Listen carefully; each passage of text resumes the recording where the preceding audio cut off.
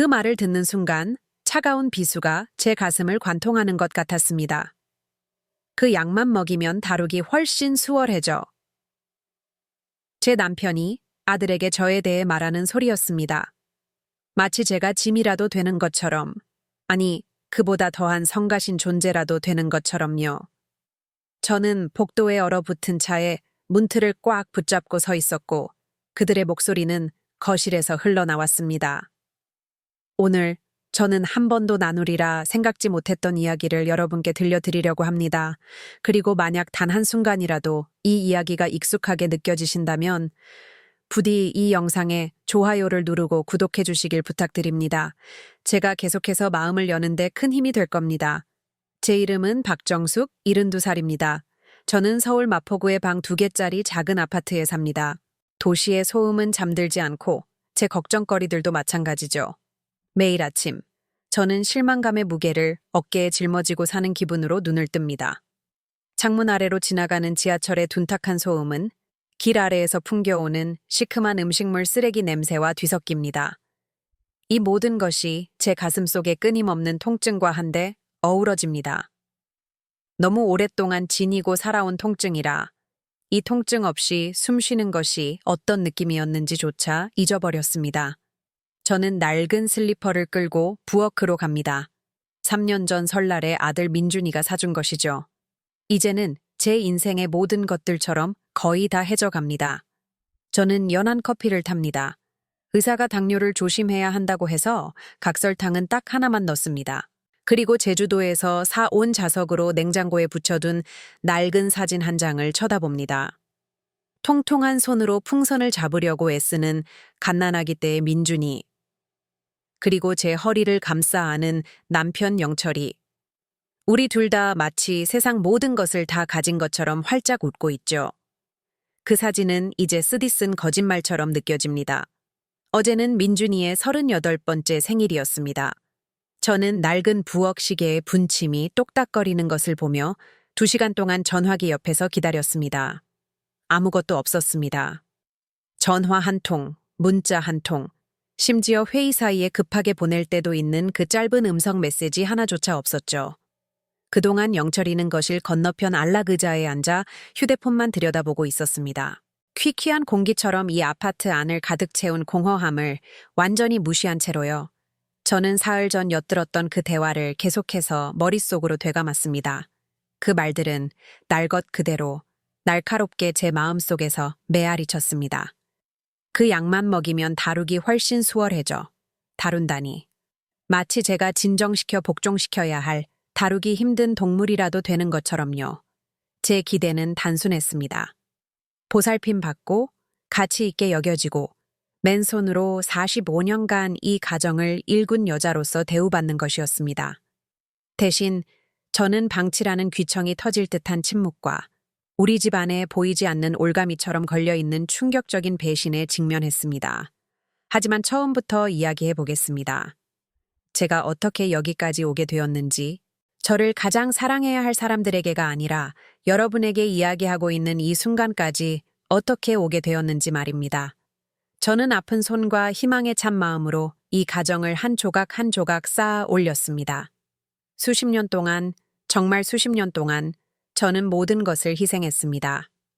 교사가 되고 싶었던 제 꿈, 병원 식당에서 이중 근무를 하며 모았던 제 적금, 다른 모든 사람의 필요를 돌보느라 쇠약해진 제 건강까지도요. 저는 사랑이란 끝없이 주는 것이라고 생각하며 모든 것을 내주었습니다. 엄마, 50만 원만 다시 빌려주실 수 있어요? 다음 주에 꼭 갚을게요. 약속해요. 지난 봄, 민준이가 바로 이 부엌에 서서 제게 했던 말입니다. 돈 이야기가 나올 때면 늘 그랬듯 제 눈을 피하면서요. 저는 2번 생각하지 않고 돈을 주었습니다. 그게 엄마가 하는 일이니까요. 그렇죠? 우리는 줄 것이 아무것도 남지 않을 때까지 줍니다. 저는 민준이가 처음으로 돈을 달라고 했던 때를 기억합니다.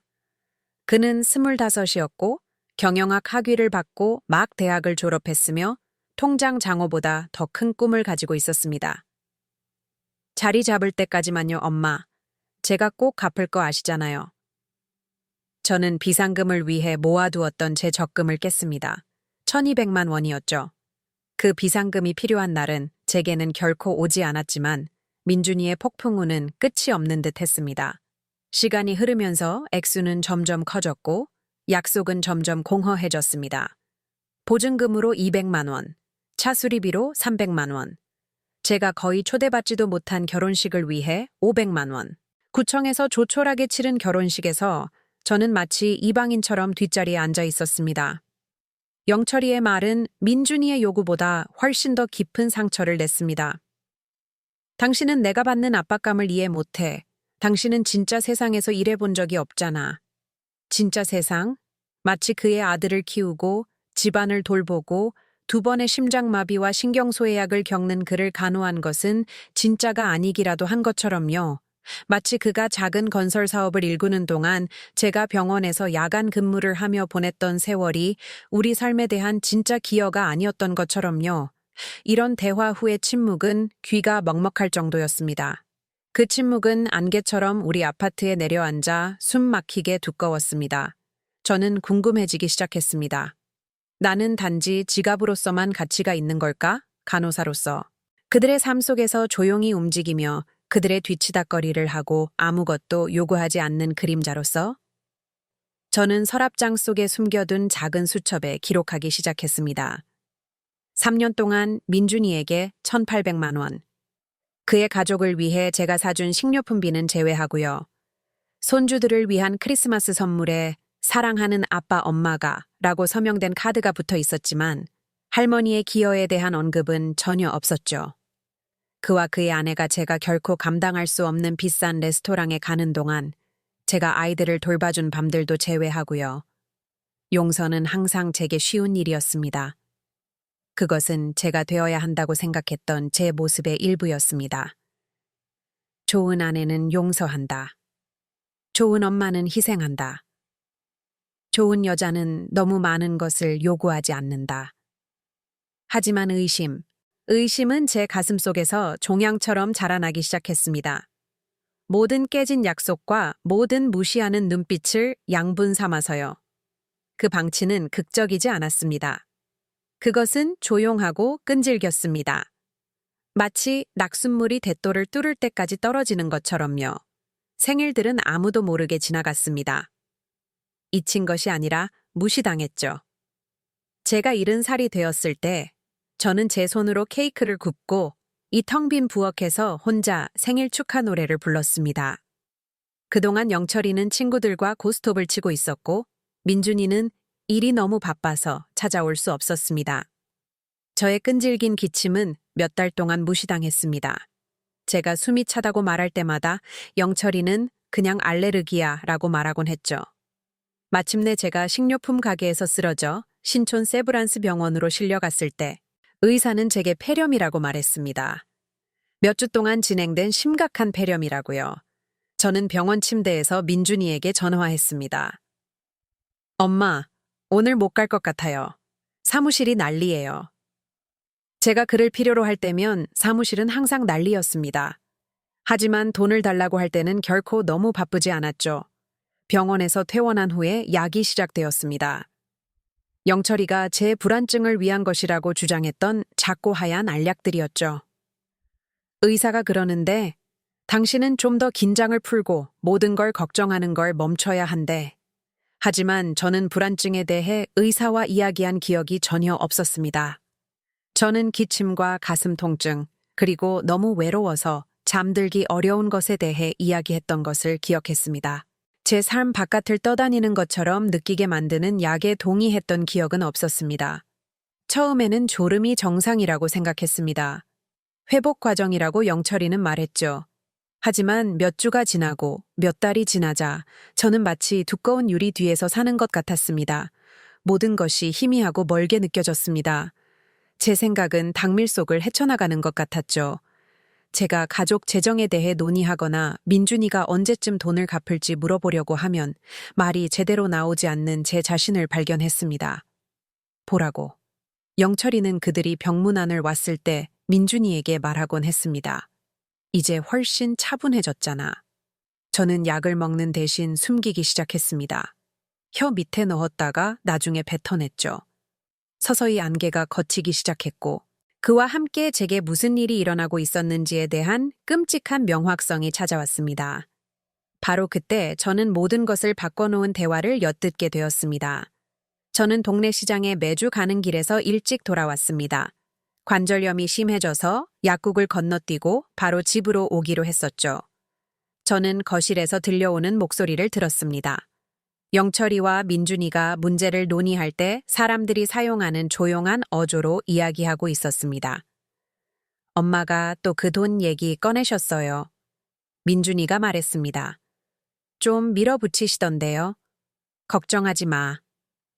영철이의 목소리는 무심하고 경멸적이었습니다. 그 약만 먹이면 다루기 훨씬 수월해져. 며칠만 더 지나면 다 잊어버릴 거야. 보통 그랬으니까. 저는 그 복도에 서서 식료품 봉지가 손바닥을 파고드는 것을 느끼며 제 가슴 속 무언가가 부서지는 것을 느꼈습니다. 제 심장이 아니었습니다.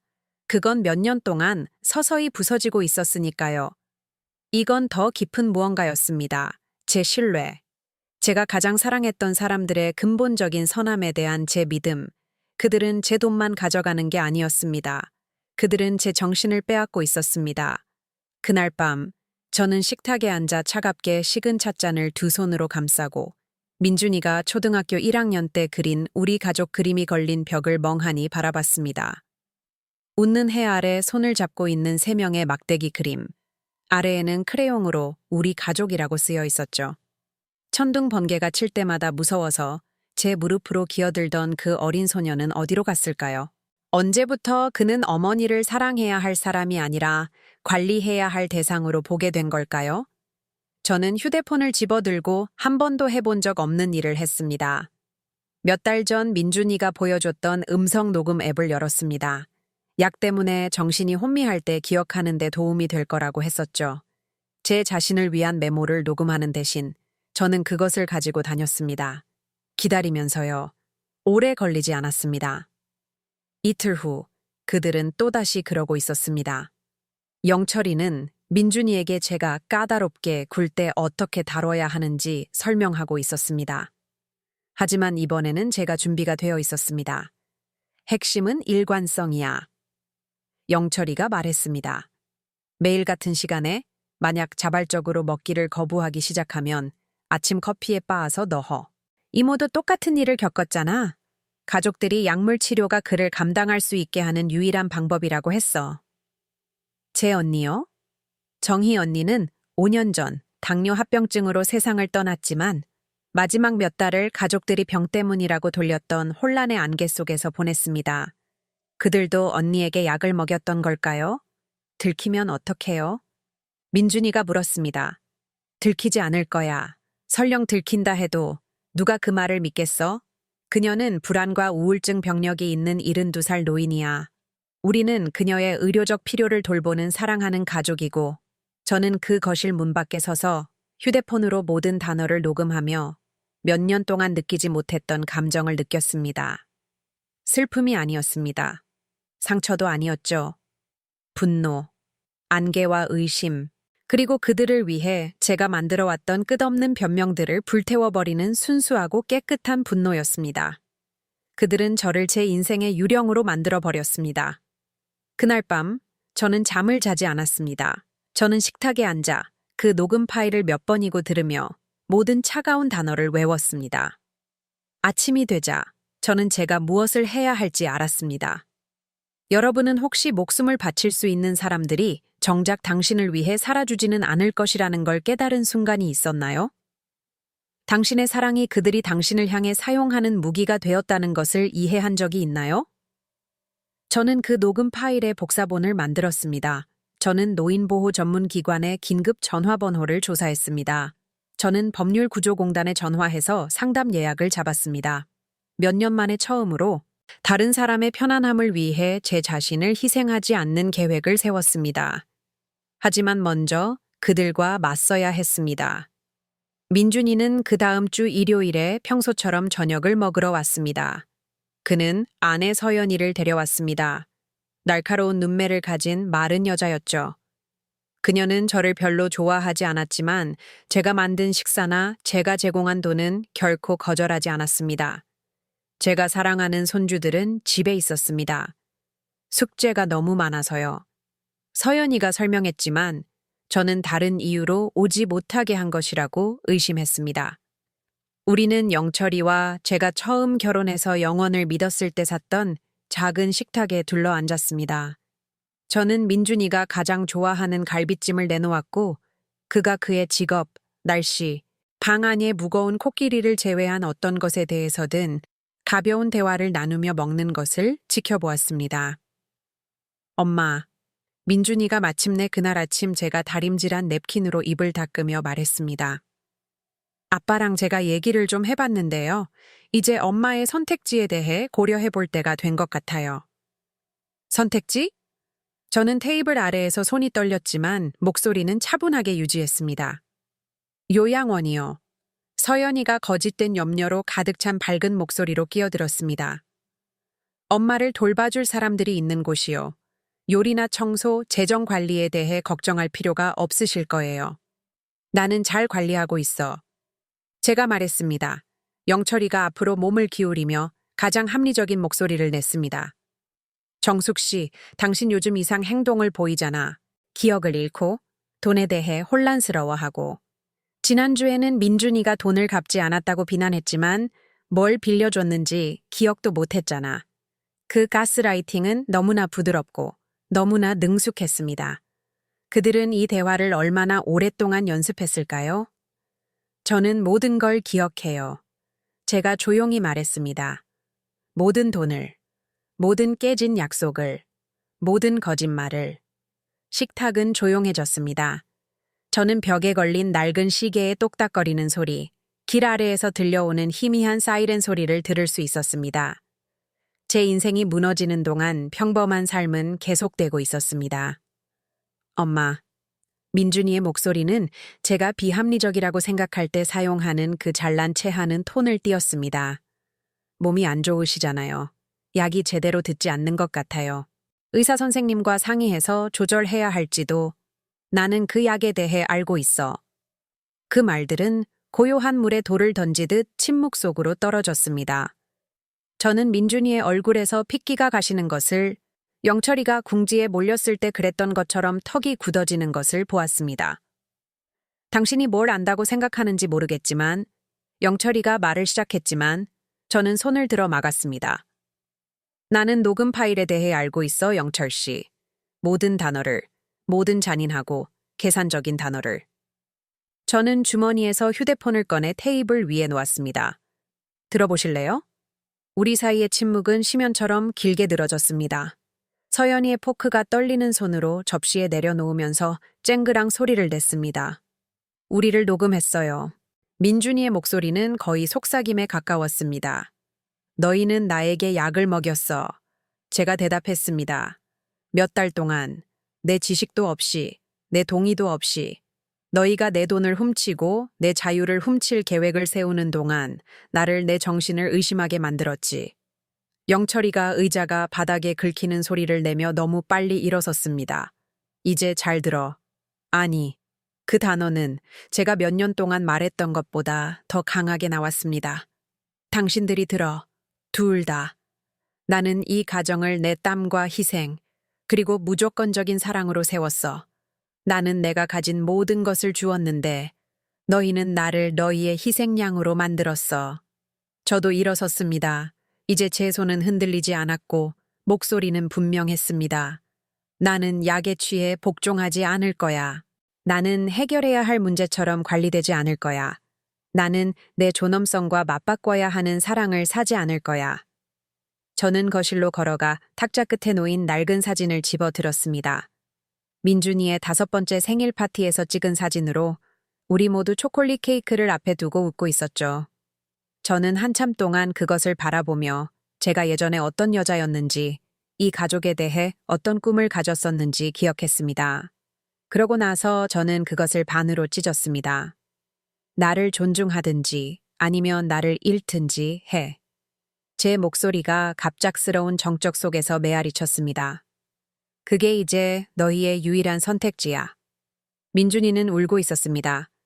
마치 5살 때 가장 좋아하는 장난감을 부셨을 때처럼 실제 눈물이 얼굴을 타고 흘러내렸습니다.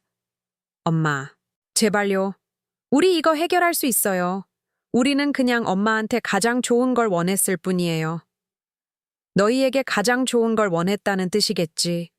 너희가 필요할 때 내 돈, 불편해지면 내 침묵, 내가 잘못된 질문을 하기 시작하면 내 혼란. 서연이가 말을 하려고 했지만 저는 아직 끝나지 않았습니다. 어제 현관 자물쇠를 바꿨어. 공동 계좌도 해지했고 내 돈은 나만 접근할 수 있는 은행으로 옮겼어. 변호사님이 모든 것의 사본을 가지고 있어. 녹음 파일, 내가 동의하지 않은 약물 치료를 보여주는 의료 기록, 갚지 않은 1,800만 원의 대출을 보여주는 금융 기록까지. 그것은 마치 제가 너무 오랫동안 지고 있어서 똑바로 서는 것이 어떤 느낌인지 잊어버렸던 무게를 들어 올리는 것 같았습니다. 영철이의 얼굴은 분노로 붉어졌습니다. 당신은 이럴 수 없어. 우리는 당신 가족이야. 당신은 우리가 필요해. 아니, 제가 조용히 말했습니다. 너희가 내가 필요했지. 내 돈, 내 서비스, 내 순종. 하지만 너희는 결코 진짜 나를 필요로 하지 않았어. 의견과 경계, 그리고 기본적인 인간 존엄성으로 대우받을 권리가 있는 여자를. 저는 문으로 걸어가 문을 열었습니다. 이제 그만 나가줬으면 좋겠어. 그들은 충격적인 침묵 속에서 짐을 챙겼습니다. 문턱에서 민준이가 절박한 눈으로 돌아섰습니다. 손주들은요? 엄마? 만약 그러면 애들을 못 보실 텐데. 만약 뭐? 만약 내가 맥박 있는 현금 인출기 대신 인간처럼 대우해달라고 요구하면? 저는 고개를 저었습니다. 만약 네가 내 손주들을 나를 향한 무기로 사용한다면 그건 네가 정말 어떤 사람인지에 대한 내 모든 말을 증명하는 것일 뿐이야. 그들이 떠난 후 저는 조용한 아파트에 앉아 울었습니다. 슬픔 때문이 아니라 안도감 때문이었습니다. 침묵은 더 이상 공허하지 않았습니다. 그것은 평화로웠습니다. 하지만 이야기는 여기서 끝나지 않습니다. 3주 후 저는 새로운 일상에 적응하고 있었습니다. 숨겨진 약 없이 아침 커피를 마시고 월드컵 공원에서 오후 산책을 하고 가족 소문을 통해 제 상황에 대해 듣고 안부를 묻기 위해 전화한 정희 언니의 딸과 저녁 통화를 했습니다. 저는 몇 달 만에 처음으로 밤새 잠을 잘 수 있었습니다. 바로 그때 아래층의 최 여사님이 걱정스러운 표정으로 제 문을 두드렸습니다. 정숙 씨 아가, 그녀는 부드러운 전라도 사투리로 말했습니다. 뭐 좀 말해줄 것이 있어. 우리 조카딸이 정숙 씨 며느리가 다니는 은행에서 일하는디. 오늘 정숙 씨가 알아야 할 뭔가를 들었랴. 제 피가 차갑게 식었습니다. 서연이가 은행에? 그녀가 내 은행에 갈 이유가 없는데? 만약 어제 그 사람들이 정숙 씨 계좌에서 돈을 인출하려고 했랴. 최 여사님이 계속했습니다. 무슨 서류 같은 걸 가지고 와서는 정숙 씨가 정신 상태 때문에 위임장에 서명했다고 했랴. 은행에서는 정숙 씨가 이미 사기 시도 가능성에 대해 경고해 놔서 돌려보냈지만 거기서 난리를 쳤랴. 서연이가 창구 직원한테 예전에 정숙 씨 서명을 위조하는 게 얼마나 쉬웠는지 자랑했다는구먼. 그 배신감은 물리적인 타격처럼 저를 덮쳤습니다. 그들이 제 동의 없이 약을 먹였다는 것을 발견한 것과 그들이 제 기억을 잃고 있다고 믿게 만들면서 체계적으로 저를 도둑질하고 제 서명을 위조했다는 것을 알게 된 것은 차원이 다른 문제였습니다. 그들은 몇 번이나 이런 짓을 했을까요? 그들이 제가 빌려준 것을 잊어버렸다고 저를 설득하는 동안 몇 년에 걸쳐 얼마나 많은 돈을 가져갔을까요? 저는 초의 여사님께 감사 인사를 하고 떨리는 손으로 문을 닫았습니다. 하지만 이번에 떨리는 것은 두려움이나 상심 때문이 아니었습니다. 그것은 분노였습니다. 그들은 너무 멀리 나갔습니다. 다음 날 아침, 저는 마포경찰서로 걸어 들어가 노인 학대 및 사기에 대한 공식 고소장을 제출했습니다. 저는 녹음 파일, 의료 기록, 은행 명세서 등 제 변호사의 도움을 받아 몇 주 동안 정리한 모든 것을 제출했습니다. 제 진술을 받은 형사는 민준이 또래의 친절한 여성이었습니다. 그녀는 제 가족이 어떻게 체계적으로 저를 고립시키고 약을 먹이고 강탈했는지 설명하는 동안 판단 없이 들어주었습니다. 이런 일은 생각보다 흔해요. 그녀가 부드럽게 말했습니다.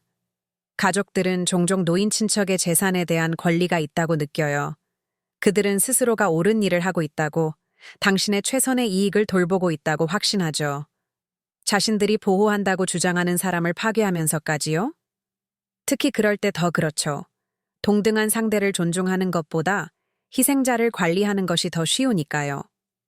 일주일 후 민준이가 전화했습니다. 그의 목소리는 달랐습니다. 더 작고 두려움에 차 있었죠. 엄마, 경찰이 제 사무실에 찾아왔어요. 재정 부정과 노인 학대에 대해 묻고 있어요. 이건 말도 안 돼요. 우리는 가족이잖아요. 가족끼리 이러는 거 아니에요. 내 말이 맞아. 제가 차분하게 말했습니다. 가족은 동의 없이 서로에게 약을 먹이지 않아. 서명을 위조하지도 않고, 돈을 훔친 다음 피해자가 정신을 잃고 있다고 가스라이팅하지도 않아. 하지만 너희는 나에게 그 모든 짓을 했지. 우리가 실수를, 너는 범죄를 저질렀어, 민준아. 너에게 생명을 주고, 너의 꿈을 위해 자신의 꿈을 희생하고, 네가 그럴 자격이 없다는 것을 증명했을 때조차 너를 무조건적으로 사랑했던 여자에게. 전화기 저편의 침묵이 너무 길어져서 그가 전화를 끊은 줄 알았습니다. 5월 원하세요? 그가 마침내 속삭였습니다. 나는 네가 행동에는 결과가 따른다는 것을 이해하길 원해. 나는 내가 다시는 누구에게도 내 현실을 의심하게 만들지 않을 것이라는 걸 네가 알길 원해. 그리고 네가 몇 년 전에 요구했어야 할 존중으로 나를 대할 준비가 되어 있지 않다면 나를 내버려 두길 원해. 저는 묘하게 텅 빈 기분으로 전화를 끊었습니다. 복수에 만족한 것이 아니라 그저 끝났다는 느낌. 제 인생에서 너무 오랫동안 계속되었던 한 장이 끝났다는 느낌이었습니다. 법적 절차는 이런 일들이 그렇듯 느리게 진행되었습니다. 하지만 이제 제게는 시간이 있었습니다. 다른 사람들의 위기를 계속 관리하거나 제 자신의 인식을 의심하지 않았기 때문에 예전에는 결코 가질 수 없었던 시간이었죠. 저는 그 시간을 제 자신을 재건하는 데 사용했습니다. 저는 상암동 주민센터에서 수채화 수업을 듣기 시작했습니다. 수십 년 동안 다른 사람들을 섬기는 데 쓰였던 제 손은 제 자신의 즐거움을 위해서만 아름다움을 창조하는 법을 배웠습니다. 저는 창문 밖 풍경을 그렸습니다. 매년 봄 침실 밖에서 피어나는 나무, 아침 햇살이 길 건너편 벽돌 건물에 부딪히는 모습.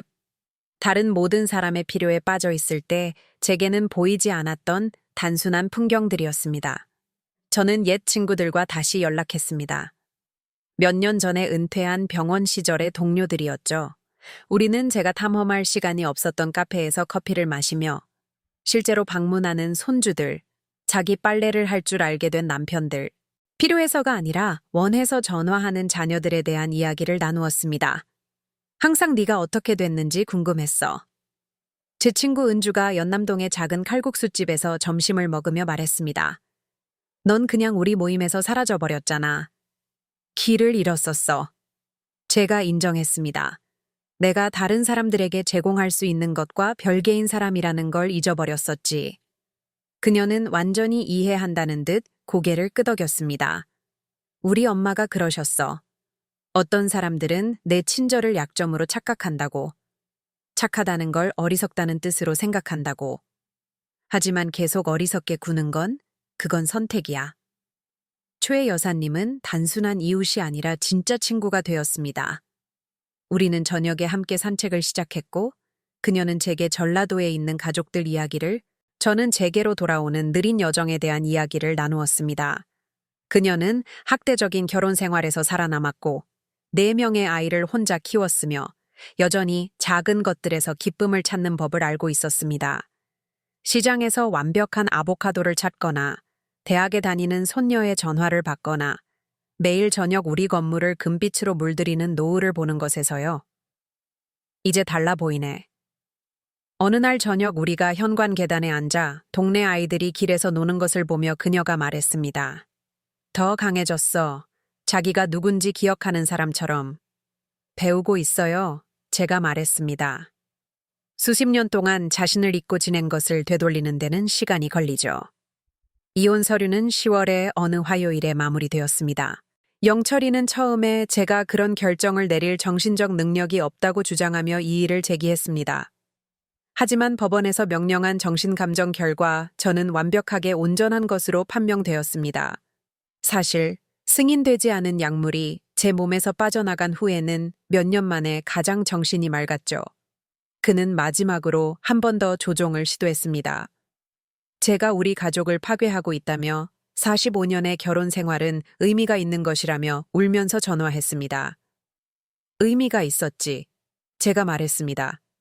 그건 내가 내 인생의 최고의 시절을 아름다운 것을 만드는 데 썼다는 뜻이고, 당신은 내 인생의 마지막 몇 년을 그것을 허물어뜨리는 데 썼다는 뜻이야. 나는 아름다움을 기억하고 파괴로부터 나 자신을 보호하기로 선택했어. 73번째 생일에 저는 제 자신을 위한 파티를 열었습니다. 큰 축하 행사는 아니었고 제 아파트에서 열린 작은 모임이었습니다.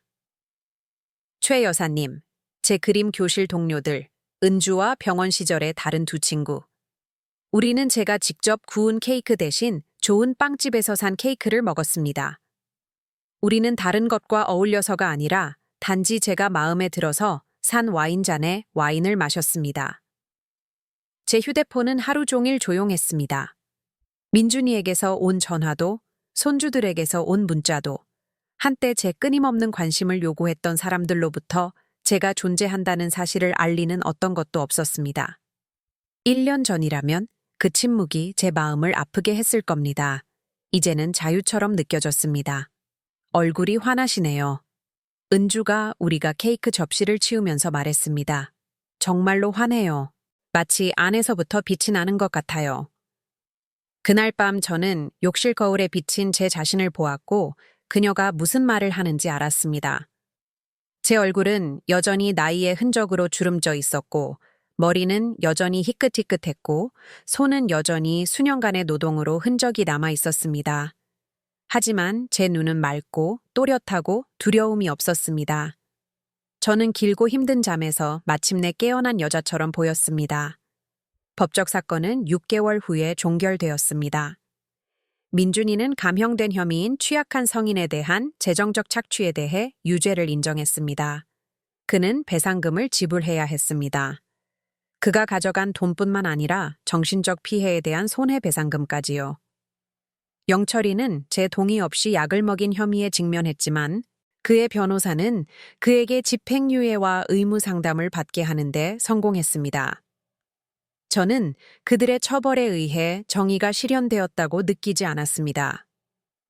저는 우리 모두가 잃어버린 것, 즉 탐욕과 통제가 모든 것을 오염시키지 않았다면 우리가 될 수 있었던 가족에 대해 슬픔을 느꼈습니다. 하지만 저는 또한 제가 된 여자, 즉 다른 누구도 구해주지 않을 때 자신을 구할 용기를 찾은 여자에 대해 자랑스러움을 느꼈습니다. 가장 아름다운 놀라움은 그 끔찍한 대결 후 8개월 만에 찾아왔습니다.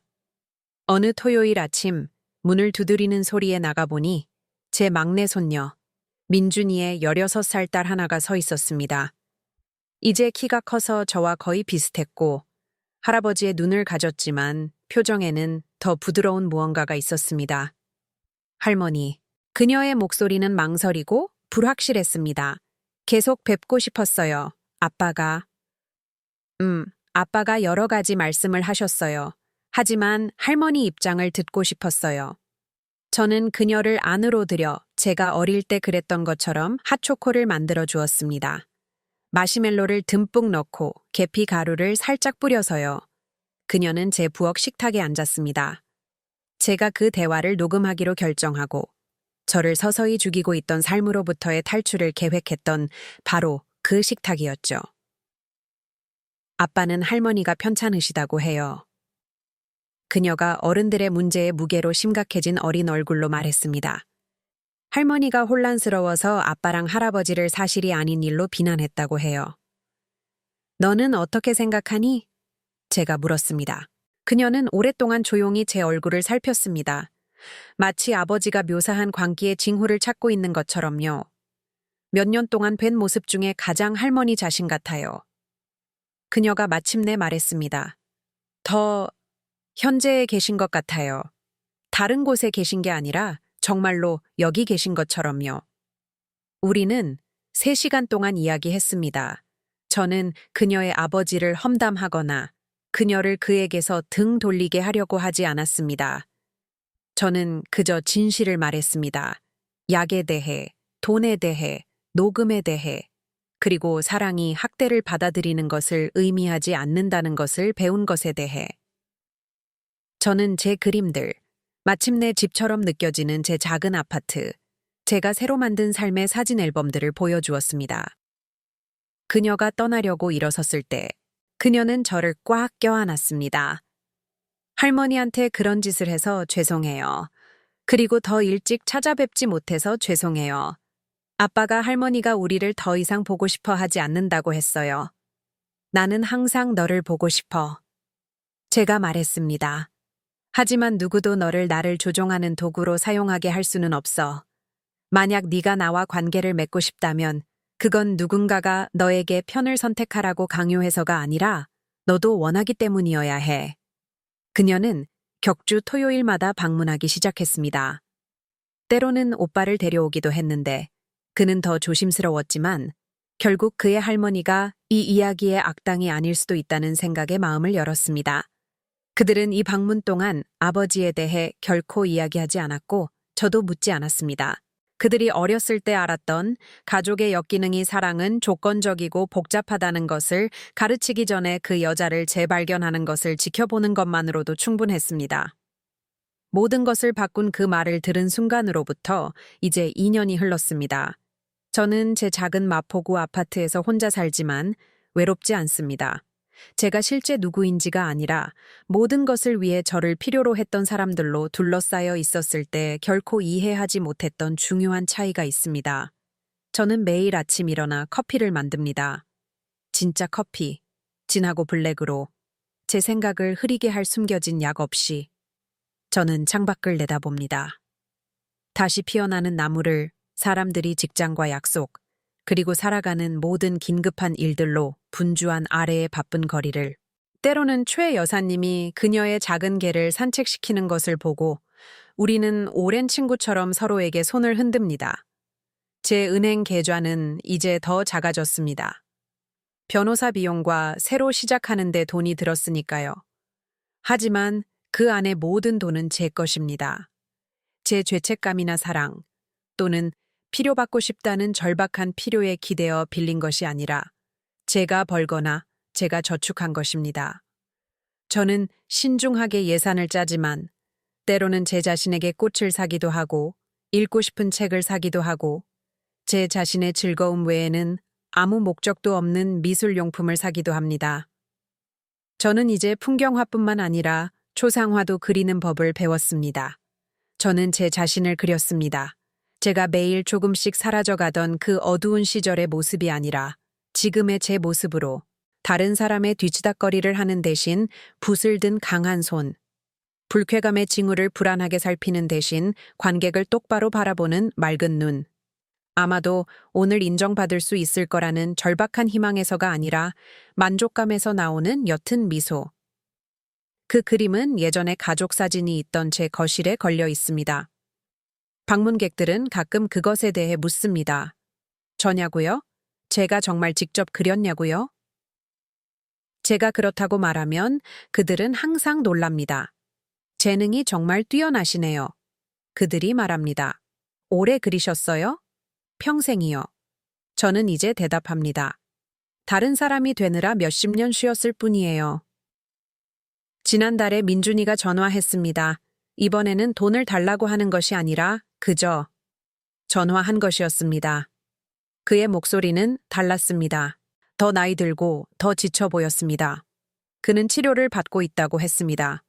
처음에는 법원 명령이었지만 자신에 대해 마음에 들지 않는 몇 가지를 이해하기 시작했기 때문에 자발적으로 계속하고 있다고 했습니다. 제가 틀렸어요. 그가 간단히 말했습니다. 모든 것에 대해서요.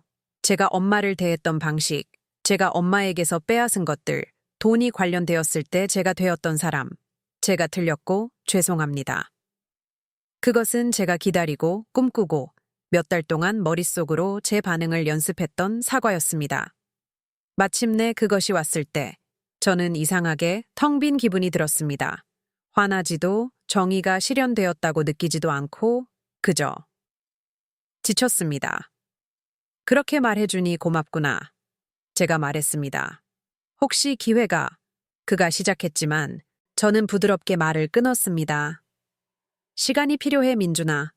너는 내게서 몇 년을 훔쳐갔어. 내가 약에 취해 혼란스럽고 내 현실을 의심했던 몇 년을. 나는 사과 한마디가 그것을 지운다고 모른 척할 준비가 되어 있지 않아. 이해해요.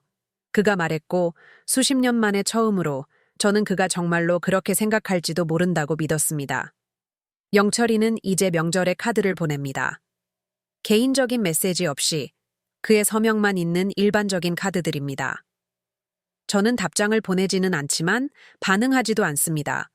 한번 불타버린 다리는 다시 지을 수 없습니다.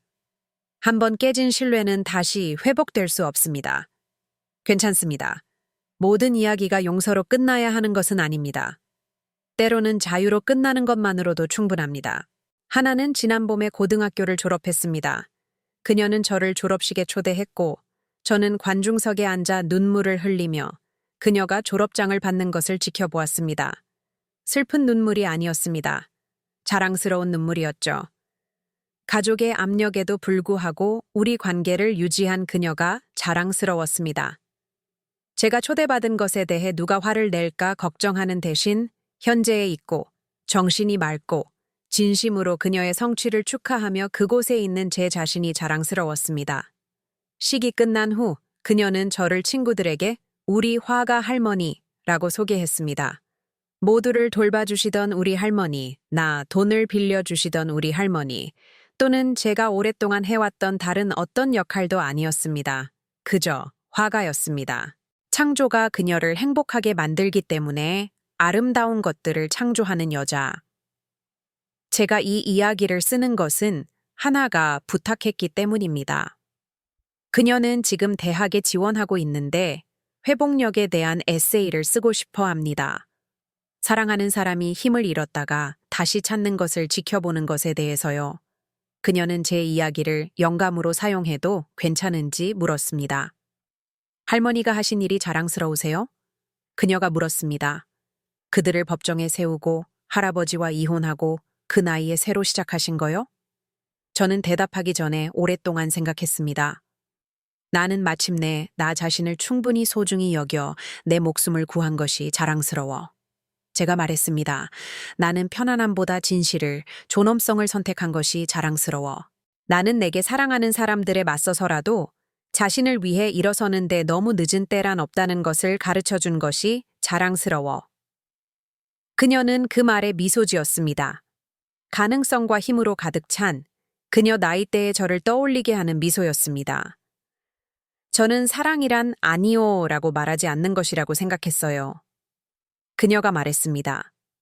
하지만 할머니를 보면서 때로는 사랑이란 계속 사랑할 수 있는 능력을 보호하는 경계를 설정하는 것이라는 걸 배웠어요.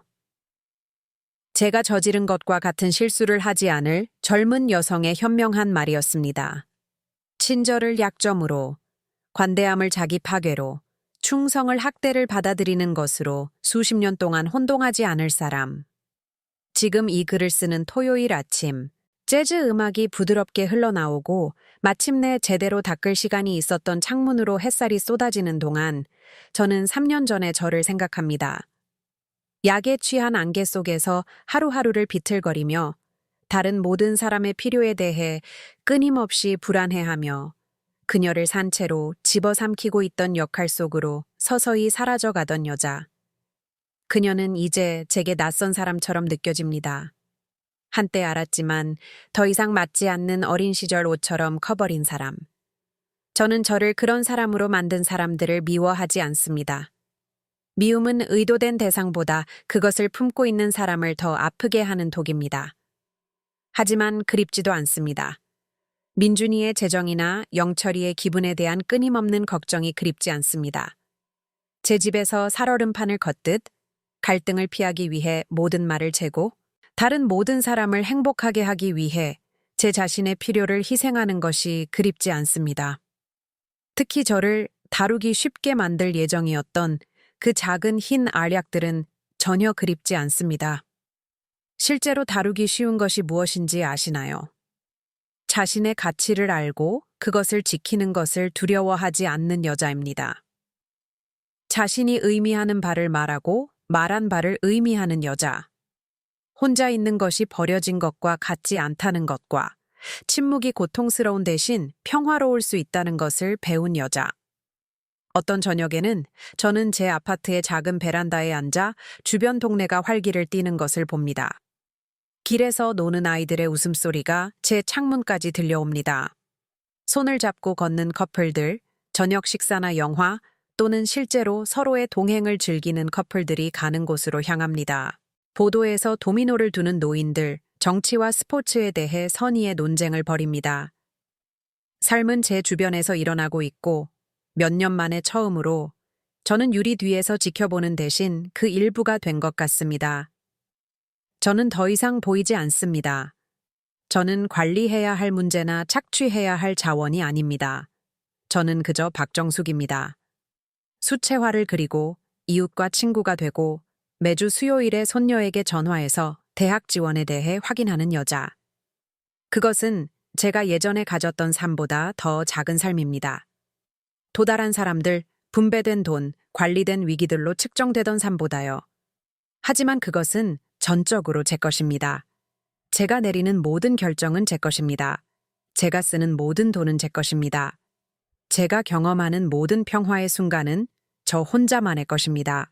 그것은 제가 여기에 오기 위해 잃어버린 모든 것의 가치가 있습니다.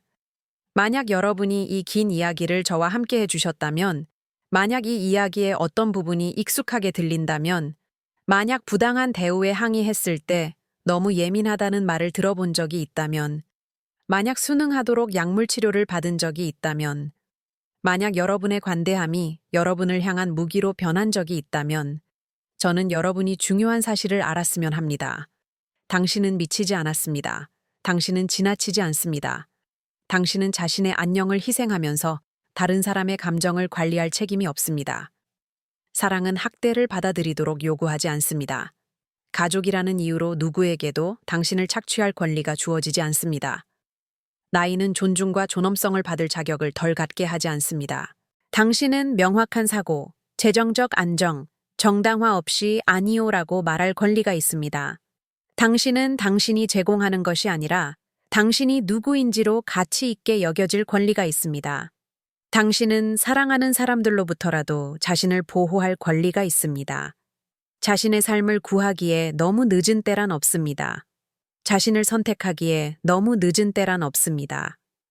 다른 모든 사람이 당신에게 기대하는 모습이 아닐 때 당신이 누구인지 발견하기에 너무 늦은 때란 없습니다. 저는 그것을 72살에 배웠습니다. 하지만 당신은 그렇게 오래 기다릴 필요가 없습니다.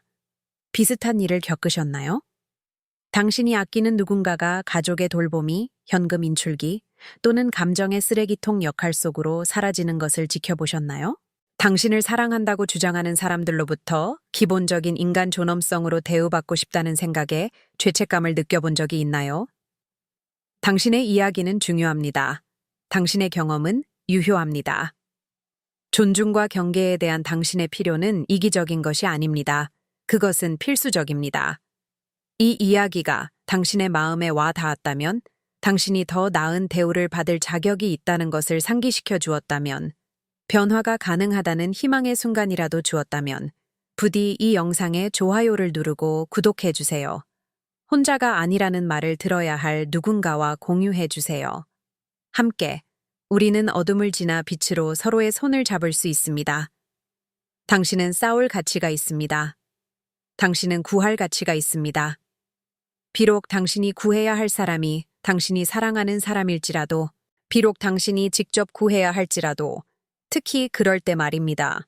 그 대결 이후 3년이 지났고 저는 여러분과 다른 무언가를 나누고 싶습니다.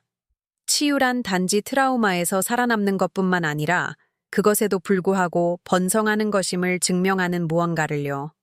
지난 화요일 저는 예전에 저였다면 겁에 질렸을 편지 한 통을 받았습니다. 제 전 며느리인 서연이를 대리하는 법무법인에서 온 것이었습니다.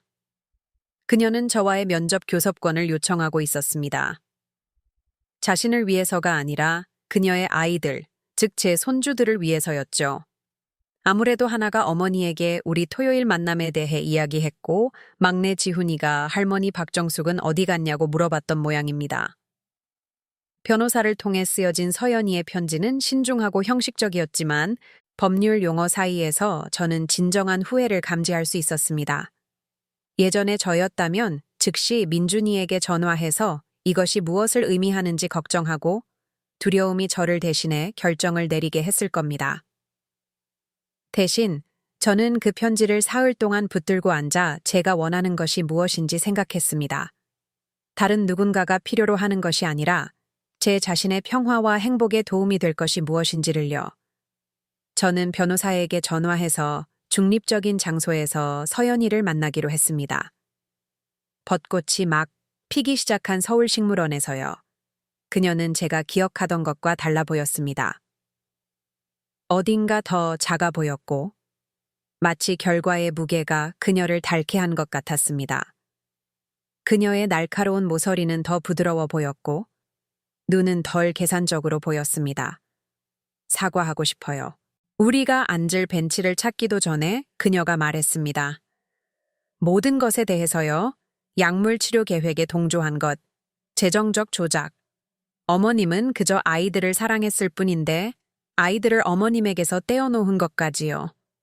저는 조작의 징후를 찾으며 그녀를 조심스럽게 지켜봤지만 피로와 진정한 후회 외에는 아무것도 보이지 않았습니다. 무서웠어요. 그녀가 계속했습니다. 민준 씨는 어머님이 짐이 되고 있다고, 노망이 들어서 우리에게 재정적으로 문제를 일으킬지도 모른다고 너무 확신했어요.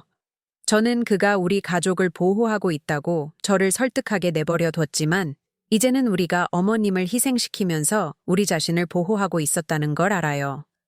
우리는 유모차를 끈 가족들과 사진을 찍는 젊은 커플들 사이를 천천히 걸었습니다. 제 가족을 파괴했던 탐욕과 통제의 독에 물들지 않은 평범한 삶을 사는 평범한 사람들. 아이들이 어머님을 그리워해요. 서연이가 조용히 말했습니다. 지훈이는 아직도 어머님이 자기한테 화났는지 물어요. 하나는 어머님 그림 수업과 대학 지원서에 대해 얼마나 자랑스러워 하시는지 제게 말해줘요. 저는 아이들이 진짜 할머니, 우리가 어머님을 만들려고 했던 혼란스러운 여자가 아니라 진짜 할머니를 알았으면 해요. 저는 걸음을 멈추고 그녀를 똑바로 쳐다봤습니다. 내 용서를 구하는 거니, 서연아? 그녀는 한참 동안 조용했습니다. 사람들이 변할 수 있다는 걸 증명할 기회를 구하는 거예요. 끔찍한 실수라도 그것이 우리를 영원히 정의하지 않아도 된다는 걸요. 그날 저녁, 저는 하나에게 전화해서 어머니의 요청에 대해 어떻게 생각하는지 물었습니다. 전화기 저편에서는 침묵이 흘렀고 이어서 그녀의 18살 나이보다 더 늙어 보이는 한숨소리가 들렸습니다. 엄마는 진심으로 미안해하는 것 같아요. 그녀가 마침내 말했습니다. 하지만 겁도 먹은 것 같아요. 이혼으로 아빠가 재정적으로 큰 타격을 입었어요. 할머니께 그 돈 다 갚아야 했고 변호사 비용도 있었고요. 엄마는 투잡을 뛰고 있고 지훈이는 계속 할머니에 대해 물어요. 도움이 필요한 건데 이번에는 그냥 가져가는 대신 부탁하고 있는 거예요. 그럼 내가 어떻게 해야 한다고 생각하니? 할머니가 행복해지는 대로 하셨으면 좋겠어요. 할머니는 이기적일 권리를 얻으셨어요. 이기적이라. 70년 동안 다른 모든 사람의 필요를 우선시했던 여자에 대해 쓸 단어라니. 하지만 하나의 말이 맞았습니다. 저는 그 권리를 얻었습니다. 저는 서연이에게 지훈이와 그의 누나 제시카, 김수진으로 바꾸자 수진이를 데리고 방문하라고 초대했습니다. 제 아파트는 아니었습니다. 그 공간은 여전히 너무 소중했고 제 고통에 기여한 사람들과 공유하기에는 너무나 제 것이었죠. 대신 우리는 제가 미술 수업을 듣는 주민센터에서 만났습니다. 저는 강사인 윤 선생님께 아이들이 수채화를 시도하는 동안 서연이와 제가 이야기할 수 있도록 도와달라고 미리 부탁해 두었습니다. 지훈이는 이제 7살이었고 민준이의 고집 센 가마와 제 어머니의 동그란 눈을 가지고 있었습니다. 그는 망설임 없이 제게 달려와 마치 시간이 전혀 흐르지 않은 것처럼 제 허리를 작은 팔로 감쌌습니다. 박정숙 할머니, 엄마가 할머니 아프셨다고 했는데 되게 좋아 보이세요. 그의 순수한 정직함이 제 가슴 속 무언가를 터뜨렸습니다. 12살이고 예전의 엄마처럼 조심성 많은 수진이는 지훈이의 열광적인 환영을 볼 때까지 뒤로 물러서 있었습니다. 그러다 수줍게 다가와 제 포옹을 받아들였지만 허락을 구하듯 계속 엄마를 쳐다봤습니다. 우리는 그 주민센터에서 2시간을 보냈습니다. 저는 손주들이 서툴지만 열정적으로 꽃과 집을 그리는 것을 지켜보는 동안 서연이는 제게 자신의 삶에 대해 이야기했습니다. 돈 문제, 저에게 저지른 일에 대한 죄책감, 법정 소송 후 민준이가 어떻게 자신 속으로 움츠러들었는지. 그 사람 도움받고 있어요. 그녀가 말했습니다. 법원이 요구한 것뿐만 아니라 진짜 치료요. 가끔 어머님 얘기를 해요. 자기가 한 짓을 되돌릴 수 있었으면 좋겠다고요. 그럼 너는, 서연아, 너는 뭘 바라니? 그녀는 반쯤 건성으로 칠하고 있던 수채화에서 눈을 들었습니다. 우리가 하는 짓이 잘못됐다는 걸 알았을 때 그 사람에게 맞설 용기가 있었으면 좋았을 거라고 생각해요. 제가 어머님을 관리해야 할 자산으로 보는 대신 있는 그대로의 어머님을 소중히 여겼으면 좋았을 거라고요. 떠날 시간이 되었을 때 지훈이가 다음 주에 다시 와도 되냐고 물었습니다. 할머니처럼 그림 그리는 법 배우고 싶어요. 윤 선생님이 할머니 진짜 잘 그린대요. 저는 아들의 눈에 눈물이 고인 채 지켜보고 있는 서연이를 보았습니다. 두고 보자꾸나. 제가 말했습니다. 하지만 아마 뭔가 마련해 볼 수 있을 거야. 그날 밤 저는 초의 여사님께 전화해서 그 방문에 대해 이야기했습니다.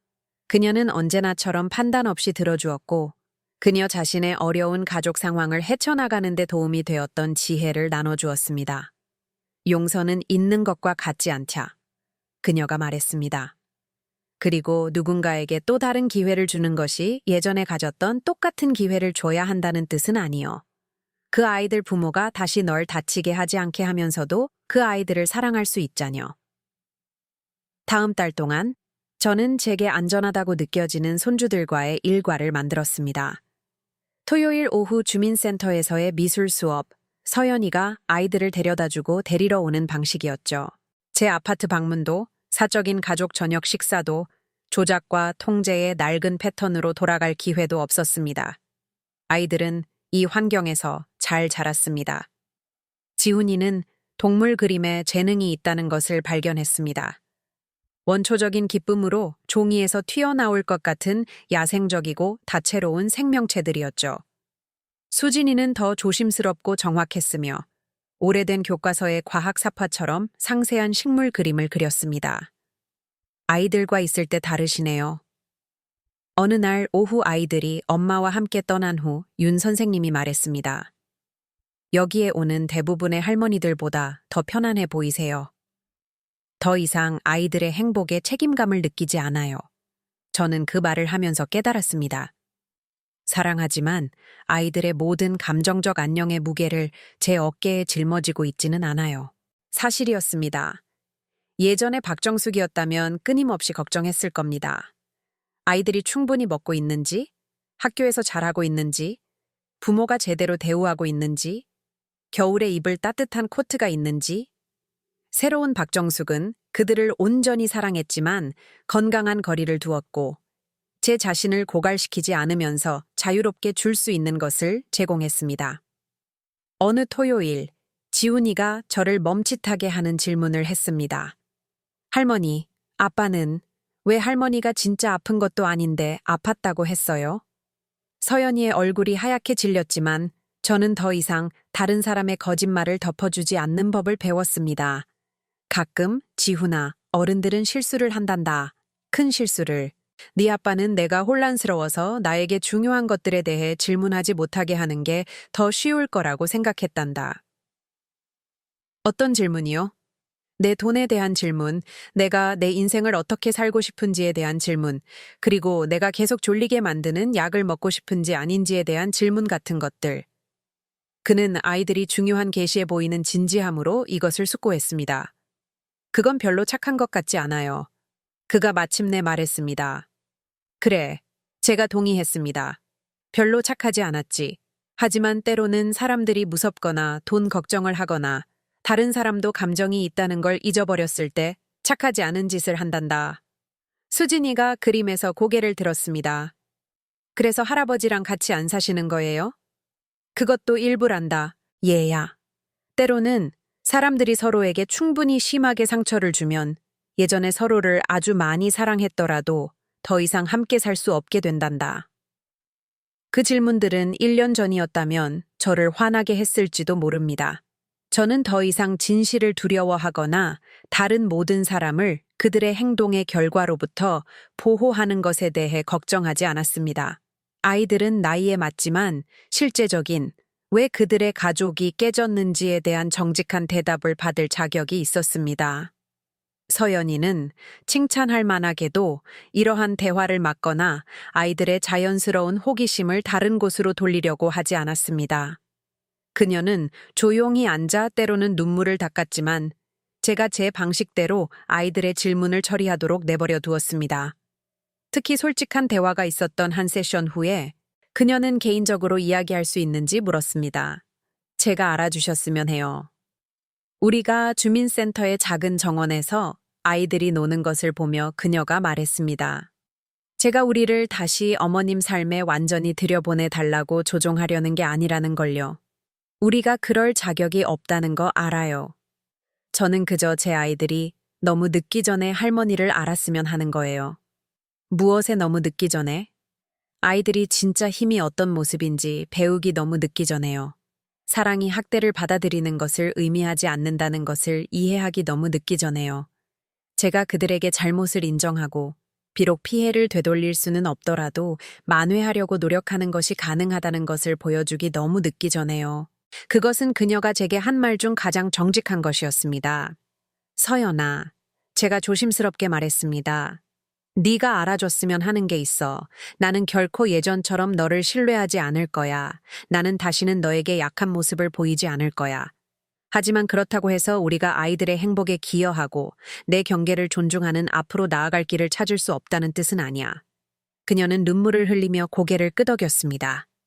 이해해요. 그리고 이만큼이라도 감사해요. 제 74번째 해의 가을은 예상치 못한 발전을 가져왔습니다. 민준이가 저를 만나고 싶다고 했습니다.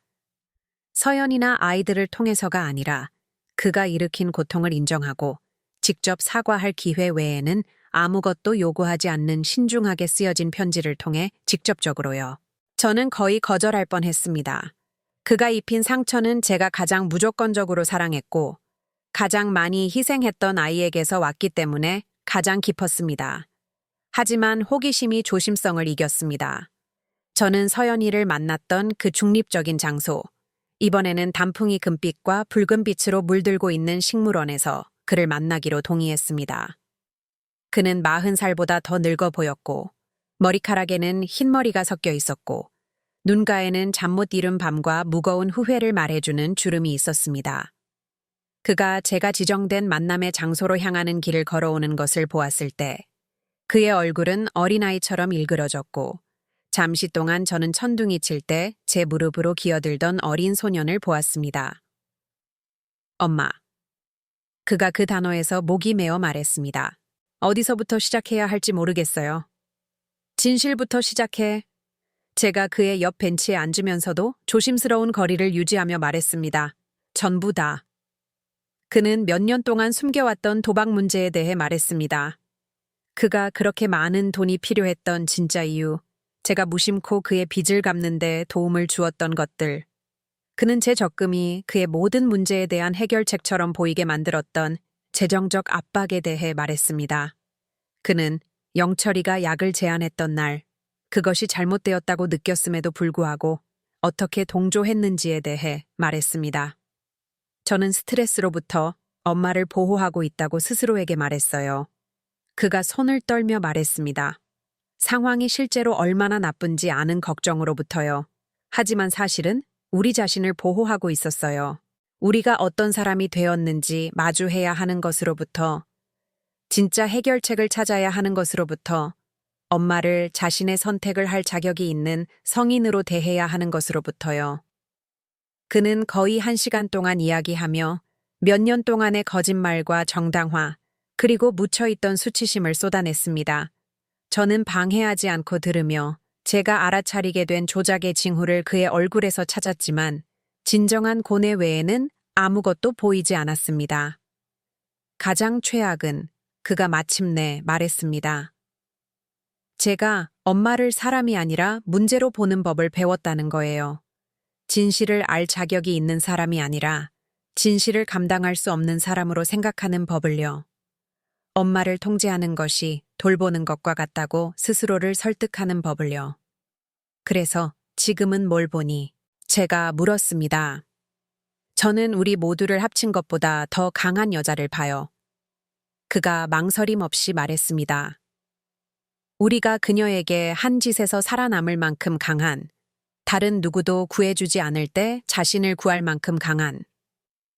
대부분의 사람들이 자신의 이야기가 이미 쓰여졌다고 생각하는 나이에 자신의 삶을 재건할 만큼 강한. 우리는 잠시 침묵 속에 앉아 다른 가족들이 지나가는 것을 보았습니다. 할머니가 유모차를 밀고 성인 자녀가 그냥 안부를 묻기 위해 전화하고 사랑이 탐욕이나 통제 또는 불편한 진실을 관리할 필요로 복잡해지지 않은 평범한 가족들. 나한테 뭘 원하니, 민준아? 제가 마침내 물었습니다. 아무것도요. 그가 말했고 우리 대화에서 처음으로 저는 그를 완전히 믿었습니다. 엄마 돈은 원하지 않아요. 도박 끊은 지 18개월 됐고 제 생활비는 제가 벌고 있어요. 저를 용서해달라고도 원하지 않아요. 어떤 것들은 용서받을 수 없다는 거 알아요. 스트레스를 주거나 다시 자신을 의심하게 만든다면 엄마와의 관계조차 원하지 않아요. 그럼 우린 왜 여기 있는 거니? 엄마가 옳았다는 걸 제가 알아야 하니까요. 모든 것에 대해서요. 약에 대해, 돈에 대해, 우리가 엄마의 사랑을 우리에게 불리하게 이용한 것에 대해서요. 엄마에게 일어난 일이 엄마 잘못이 아니었고, 엄마가 혼란스럽거나 까다롭거나 너무 예민해서가 아니었다는 걸 제가 알아야 해요. 그건 우리가 가장 기본적인 방식으로 엄마를 실망시켰기 때문이었어요. 그는 재킷 주머니에서 봉투 하나를 꺼냈습니다. 이건 집문서예요. 아빠랑 제가 몇 년 전에 엄마 돈으로 산 집, 우리가 그냥 대출이라고 엄마를 설득했던 그 집이요. 이제 엄마 거예요, 완전히. 파시든, 거기서 사시든, 불태워버리시든, 뭐든 엄마를 가장 행복하게 할 일을 하세요. 저는 떨리는 손으로 봉투를 받았습니다. 일산에 있는 그 집, 그들이 투자 부동산으로 샀던 소박한 빌라는 이제 그들이 저에게서 빌렸던 금액의 거의 3배 가치가 있었습니다. 민준아, 그건 결코 우리 것이 아니었어요. 그가 단호하게 말했습니다. 우리는 엄마의 돈과 신뢰를 이용해 그걸 샀고 갚았다고 거짓말했어요. 그건 엄마 거예요. 항상 그랬어요. 저는 봉투를 쳐다보며 그들이 제 저축으로 구입한 부동산에서 수입을 거두는 동안 제가 집세를 내기 위해 고군분투했던 세월을 생각했습니다. 이것이 아무것도 지우지는 않아. 제가 말했습니다. 알아요. 하지만 시작이에요. 엄마가 결코 혼란스럽거나 틀리거나 너무 귀찮은 존재가 아니었다는 인정이에요. 엄마는 우리가 준 것보다 더 나은 대우를 받을 자격이 있는 여자였어요. 그날 저녁, 저는 변호사에게 전화해서 등기 이전의 법적 유효성을 확인했습니다. 그 집은 이제 정말로 제 것이었고 아무런 조건도, 숨겨진 조건도 없었습니다. 임대 수입만으로도 제 월 예산이 2배가 될 것이고 제가 오랫동안 거부당했던 존엄성을 가지고 살 수 있게 해줄 것이었습니다. 하지만 재정적 안정보다 더 중요한 것은 그 제스처가 제가 불가능하다고 생각했던 무언가를 상징했다는 것입니다. 책임감. 단순한 사과가 아니라 가해진 해를 되돌리기 위한 구체적인 행동. 최 여사님은 제가 그 집에 대해 이야기했을 때 황홀해했습니다. 이제 더 좋은 데로 이사 갈 수 있겠네. 그녀가 말했습니다. 엘리베이터도 있고 경비원도 있고 공원 전망도 있는 곳으로. 하지만 저는 제 작은 아파트를 둘러보았습니다. 제가 그렇게 지키기 위해 싸웠고 외롭지 않게 혼자 있는 법을 배웠고 첫 수채화를 그렸고 순전히 제 자신의 욕망에 기반한 첫 결정을 내렸던 곳. 그리고 저는 떠나고 싶지 않다는 것을 깨달았습니다. 여기가 집이에요. 제가 말했습니다. 처음으로 완전히 제 것이 된 곳이요. 이사하는 대신 저는 임대 수입의 일부를 개선하는 데 사용했습니다. 부엌을 개조하고 제가 그림을 그리는 거실에 더 좋은 조명을 설치하고 다른 모든 사람의 승인보다는 제 편안함을 위한 가구를 샀습니다. 심지어 작은 발코니 정원에 돈을 써서 제 자신의 즐거움 외에는 누구의 즐거움을 위해서도 피지 않는 허브와 꽃으로 가득 채웠습니다.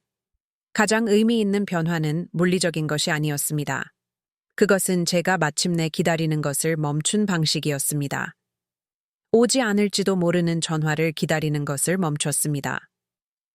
진심이 아닐지도 모르는 사과를 기다리는 것을 멈췄습니다. 다른 사람들이 제게 행복할 허락을 주기를 기다리는 것을 멈췄습니다. 저는 한때 죄책감이나 의무감 때문에 거절했을 초대에 예라고 말하기 시작했습니다. 춘천으로 주말 여행을 가서 은주와 함께 박물관을 방문하는 것에 예라고 했습니다. 최 여사님 손녀의 결혼식에 예라고 했고 거기서 발이 아플 때까지 춤을 추고 볼이 아플 때까지 웃었습니다. 동네 극장 제작에 예라고 했고 거기서 무대 배경을 그리며 설득력 있는 가짜 벽돌벽과 꿈 같은 숲 장면을 만드는 데 재능이 있다는 것을 발견했습니다. 하나는 서울의 한 대학에서 사회복지학을 공부하며 노인 옹호에 중점을 둔 신입생이 되었습니다. 그녀는 우리의 경험이 그녀의 직업 선택에 영감을 주었다고 말했습니다. 제가 겪었던 것을 겪고 있을 다른 노인들을 돕고 싶다고요. 제 수업에서 강연을 해주시면 좋겠어요. 어느 날 커피를 마시며 그녀가 제안했습니다. 미래의 사회복지사들에게 할머니의 이야기를 들려주세요. 재정적 학대가 실제로 내부에서 어떻게 보이는지 이해하도록 도와주세요. 그 생각은 저를 겁나게 했습니다. 젊은이들로 가득 찬 방 앞에 서서 제 이야기의 가장 고통스러운 부분을 드러내고 제가 얼마나 오랫동안 희생양이 되도록 내버려뒀는지 인정하는 것. 너무 취약하고 너무 날 것처럼 느껴졌습니다. 하지만 하나의 교수님은 관심이 있었고 결국 저는 한번 해보기로 동의했습니다. 첫 강연날, 저는 땀에 젖은 손바닥과 뛰는 심장으로 대학 캠퍼스에 도착했습니다. 교실은 밝은 얼굴의 학생들로 가득 차 있었고 대부분 제 손주들보다 어렸으며 모두 예의 바른 관심의 표정으로 저를 바라보고 있었습니다. 저는 천천히 시작했습니다. 약에 대해, 재정적 조작에 대해, 제 자신의 현실을 의심하게 된 것에 대해 이야기했습니다. 하지만 제가 말하는 동안 저는 그들의 얼굴이 변하는 것을 보았습니다. 관심은 걱정으로, 그리고 분노로, 그리고 결의로 변했습니다. 이런 일이 얼마나 흔한가요? 한 학생이 물었습니다. 생각보다 흔하단다. 제가 몇 년 전 형사가 제게 했던 말을 되풀이하며 대답했습니다. 가족들은 종종 노인 친척의 재산에 대한 권리가 있다고 느껴요. 그리고 피해자들은 종종 부끄럽거나 두려워서 또는 여전히 자신들을 해치고 있는 사람들을 사랑하기 때문에 신고하지 않아요. 무엇이 가장 도움이 되었을까요? 다른 학생이 물었습니다. 저는 그 질문에 대해 오랫동안 생각했습니다. 제가 뭔가 잘못되었다고 말했을 때 저를 믿어준 사람, 제 인식을 의심하는 대신 신뢰하도록 도와준 사람, 저를 해결해야 할 문제처럼이 아니라 존중받을 자격이 있는 성인으로 대해준 사람. 발표가 끝난 후 몇몇 학생들이 자신들의 이야기로 제게 다가왔습니다. 가족들에게 고립된 조부모, 혼란스러워 보이지만 과다 복용되었을 수도 있는 노인 이웃, 의심스러운 상황에서 점차 재정 통제권을 잃은 친척들. 할머니가 아이들의 눈을 뜨게 해주셨어요. 하나가 우리가 캠퍼스를 가로질러 걸으며 자랑스럽게 말했습니다. 노인 학대가 항상 명백한 것이 아니고 항상 낯선 사람들이 취약한 사람들을 이용하는 것이 아니라는 것을 이해하도록 도와주셨어요. 때로는 자신들이 옳은 일을 하고 있다고 스스로를 설득하는 가족들이죠. 그 첫 강연은 다른 강연으로 이어졌습니다. 노인정, 요양원, 지역대학. 늙은 여자가 자신의 생존과 회복 이야기를 들려주는 것을 기꺼이 들어주는 곳이라면 어디든 갔습니다. 매번 더 쉬워졌고 매번 제가 겪었던 고통에서 조금 더 목적을 느꼈습니다. 어느 날 저녁 제가 일산의 한 주민센터에서 강연을 준비하고 있을 때 최 여사님이 제가 전에 본 적 없는 표정, 즉 흥분과 걱정이 뒤섞인 표정으로 제 문을 두드렸습니다. 정숙 씨, 이것 좀 봐야 혀. 그녀가 태블릿을 들어 보이며 말했습니다. 우리 조카딸이 당신에 대한 기사 링크를 보내줬어. 그것은 지역신문의 마포구 섹션에 실린 기사로 할머니의 용기, 노인인권옹회에 영감을 주다 라는 제목이었습니다. 기자는 제 발표 중 하나에 참석했고 제 이야기, 법적 소송, 그리고 노인 학대에 대해 강연하는 제 새로운 역할에 대해 썼습니다. 하지만 최 여사님을 걱정하게 만들었고 제 피를 차갑게 만든 것은 기사 끝에 있는 민준이의 인용문이었습니다. 제 어머니는 영감의 원천입니다. 그가 기자에게 말했습니다. 어머니는 우리 온 가족에게 자신을 위해 일어서고 존중을 요구하는 것의 중요성을 가르쳐 주셨습니다. 우리는 어머니가 지금 다른 노인들을 돕기 위해 하시는 일에 대해 자랑스럽게 생각합니다. 그 조작은 미묘했지만 명백했습니다. 그는 서사를 다시 쓰려고 했습니다. 저와 영철이를 제 옹호 활동의 자랑스러운 지지자로 보이게 만들려는 것이었죠. 제가 막기 위해 노력하고 있는 학대의 가해자들이 아니라요.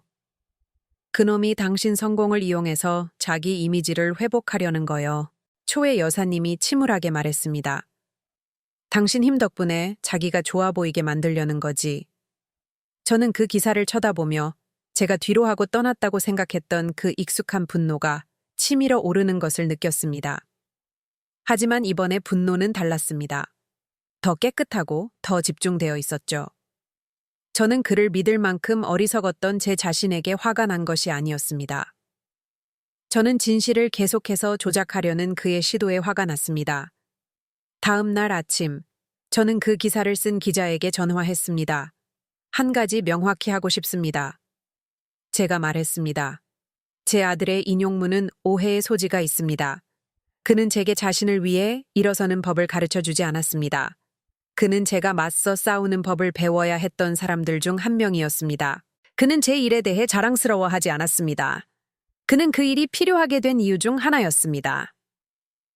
기자는 더 듣고 싶어 했고 저는 제 첫 언론 인터뷰를 하게 되었습니다. 민준이와 영철이가 제게 한 짓의 구체적인 세부 사항에 대해 명확하고 차분하게 이야기했습니다. 후속 기사는 더 날카롭고 더 정직했으며 민준이의 전체 인용문과 그에 대한 제 반응이 함께 실렸습니다. 노인 학대 생존자 박정숙 씨는 한 가지를 분명히 하고자 한다. 그녀의 옹호 활동에 영감을 준 가족들은 그녀의 지지자가 아니라 그녀의 가해자들이었다. 그 두 번째 기사가 발표된 후 민준이가 제게 전화했습니다. 그의 목소리는 분노로 굳어 있었습니다. 온 가족을 망신시키고 있잖아요. 그가 말했습니다. 지훈이 친구들 부모님이 그 기사 읽었어요. 우리가 어떤 사람들인지 질문하고 있다고요? 너희는 어떤 사람들이니 민준아? 제가 차분하게 물었습니다. 우리는 실수를 하고 그것으로부터 배운 사람들이에요. 우리는 앞으로 나아가고 더 나아지려고 노력하는 사람들이라고요. 그리고 나는 그 실수들이 축소되거나 잊히는 것을 거부하는 사람이야. 제가 대답했습니다.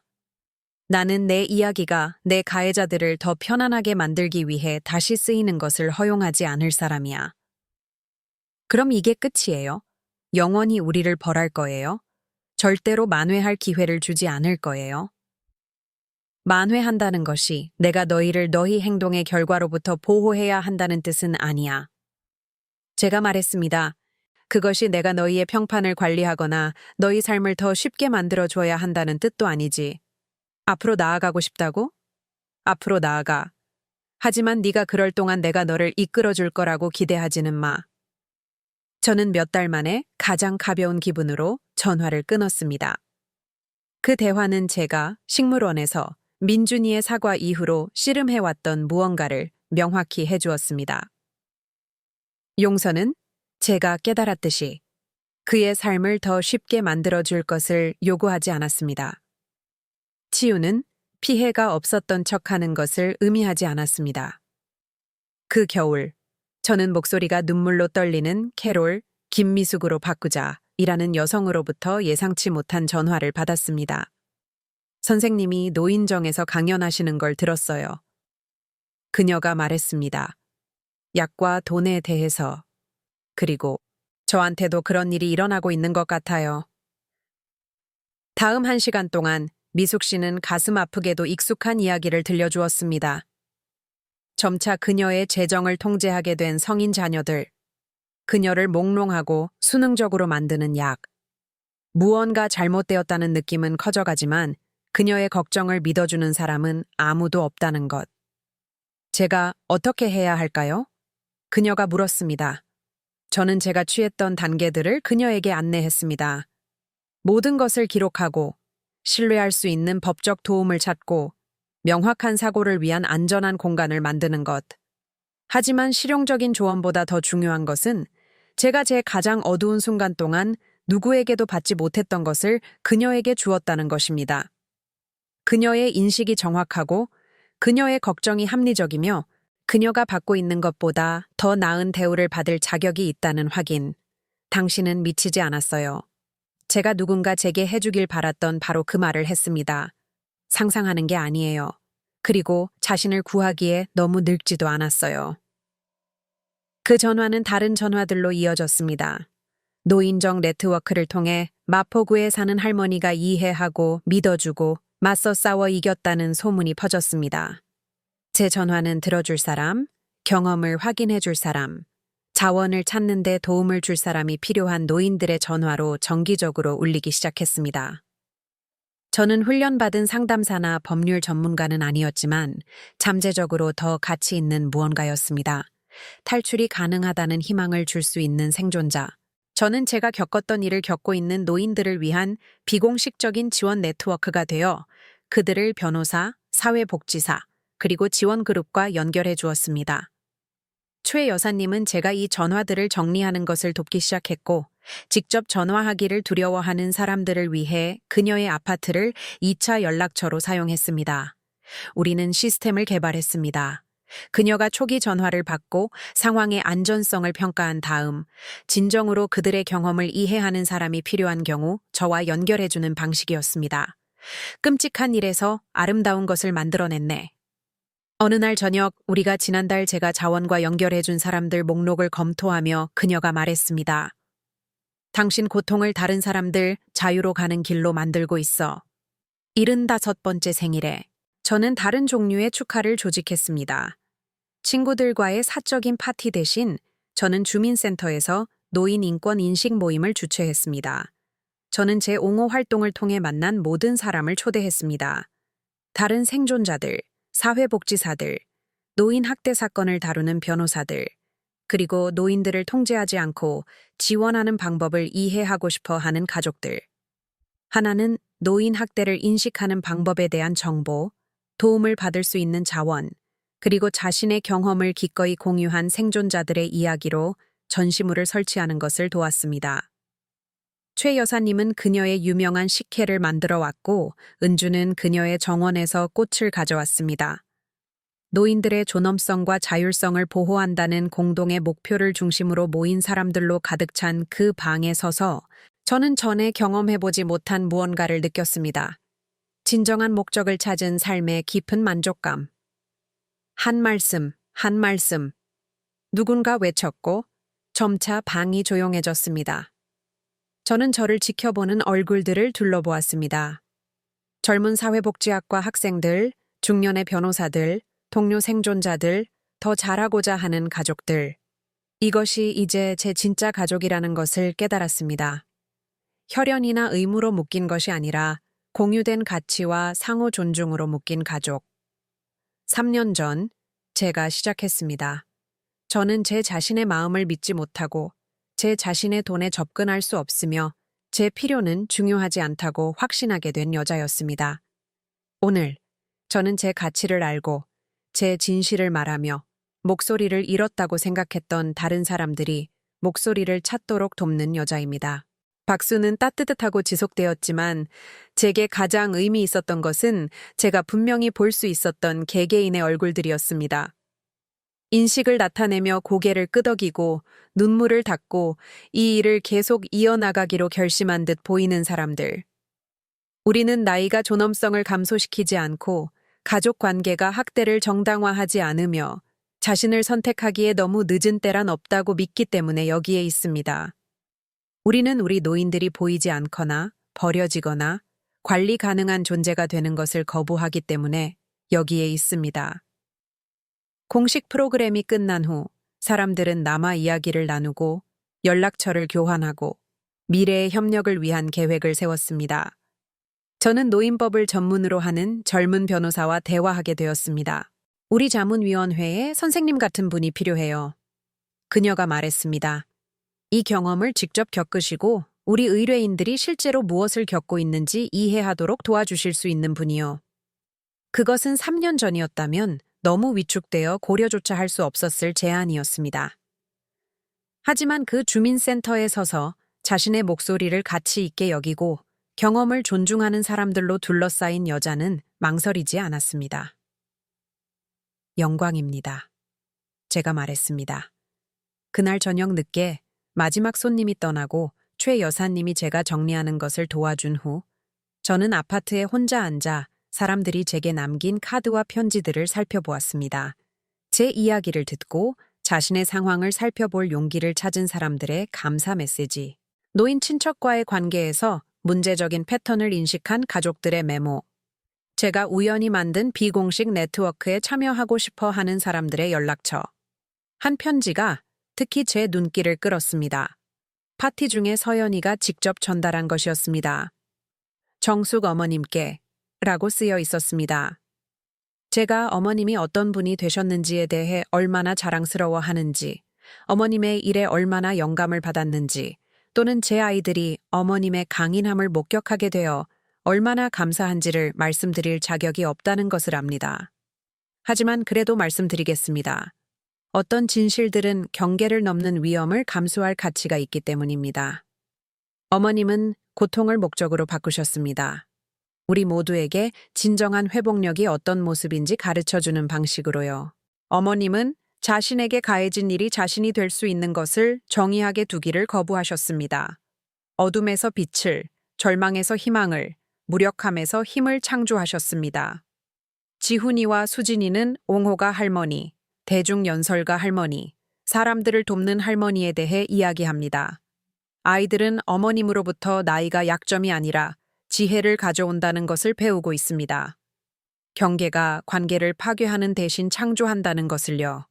자신을 위해 싸우는 것이 이기적인 것이 아니라 필요하다는 것을요. 저는 제가 기여한 해를 결코 되돌릴 수 없을 것입니다. 하지만 남은 평생 동안 제 아이들이 제가 너무 늦게 배운 것을 이해하도록 할 수 있습니다. 존중 없는 사랑은 전혀 사랑이 아니라는 것을요. 힘이 어떤 모습인지 보여주셔서 감사합니다. 우리를 편안하게 만들기 위해 작게 머물기를 거부해 주셔서 감사합니다. 우리를 잃는 것을 의미했음에도 불구하고 자신을 선택해 주셔서 감사합니다. 깊은 존경과 영원한 감사를 담아 서연 올림. 저는 편지를 조심스럽게 접어 제 책상 서랍에 넣었습니다. 한때 민준이의 미지급 대출금을 기록했던 수첩 옆에 우리 모두가 모든 것을 바꾼 그 말을 엿들었던 끔찍한 순간으로부터 얼마나 멀리 여행했는지를 증명하는 증거. 그날 밤 잠자리에 들 준비를 하면서 저는 욕실 거울에 비친 제 모습을 보았습니다. 몇 년간의 약에 취한 안개에서 깨어난 후 제가 어떤 여자가 되었는지 처음으로 인식했던 바로 그 거울. 제 머리는 이제 더 하얗고 주름은 더 깊어졌지만 제 눈에는 너무 오랫동안 빠져 있었던 무언가가 담겨 있었습니다. 평화. 수동적인 수용의 평화가 아니라 자신의 자유를 위해 싸워 이긴 여자의 평화. 혼자 있는 것과 버려진 것의 차이, 침묵과 공허함의 차이, 생존과 번영의 차이를 배운 사람의 평화. 내일 저는 일어나서 진한 커피를 만들고 매년 봄 충실하게 피어나는 제 나무를 바라볼 것입니다. 자신이 미치지 않았고 상상하는 것이 아니며 자신을 구하기에 너무 늙지 않았다는 것을 알아야 할 사람들의 전화를 받을 것입니다. 제게 기쁨을 주는 장면들의 수채화를 그리고 사랑에는 존중이 필요하다는 것을 배우고 있는 손주들과 방문하고 제가 제공할 수 있는 것이 아니라 제가 누구인지로 제 동행을 가치 있게 여기는 친구들과 점심을 먹을 것입니다. 그것은 제가 거의 파괴될 뻔했던 삶의 잿더미에서 제 손으로 지은 삶이었습니다. 전적으로 제 자신의 삶. 그리고 75세. 저는 이제 막 시작이었습니다. 만약 여러분이 이것을 보고 있고 제 이야기에서 자신을 발견한다면, 만약 부당한 대우에 항의할 때 너무 예민하다는 말을 듣고 있다면, 만약 타당한 우려를 제기할 때 판단력이 의심받고 있다면, 만약 존중받는 대신 관리당하고 있다면 변화가 가능하다는 것을 알아주세요. 당신의 목소리가 중요하고 당신의 인식이 유효하며 당신의 존엄성은 협상의 대상이 아니라는 것을 알아주세요. 자신을 선택하고 경계를 설정하고 마땅히 받아야 할 존중을 요구하기에 너무 늦은 때란 없다는 것을 알아주세요. 당신은 혼자가 아니라는 것을 알아주세요. 당신의 이야기도 중요합니다. 그리고 제 이야기를 공유하는 것이 단 한 사람이라도 자신을 구할 용기를 찾는 데 도움이 된다면 모든 고통의 순간은 그만한 가치가 있었습니다. 모든 눈물, 모든 잠 못 이루는 밤, 모든 의심의 순간, 그 모든 것이 제가 그 반대편에서 된 사람의 가치가 있었습니다. 이 이야기가 당신의 마음에 와 닿았다면 구독해주세요. 혼자가 아니라는 것, 변화가 가능하다는 것, 더 나은 대우를 받을 자격이 있다는 것을 들어야 할 누군가와 공유해 주세요. 함께 우리는 나이가 취약성 대신 존중을 가져오고 가족이 착취 대신 보호를 의미하며 사랑이 결코 존엄성의 포기를 요구하지 않는 세상을 만들 수 있습니다. 당신은 싸울 가치가 있습니다. 당신은 구할 가치가 있습니다. 비록 당신이 직접 구해야 할지라도, 특히 그럴 때 말입니다.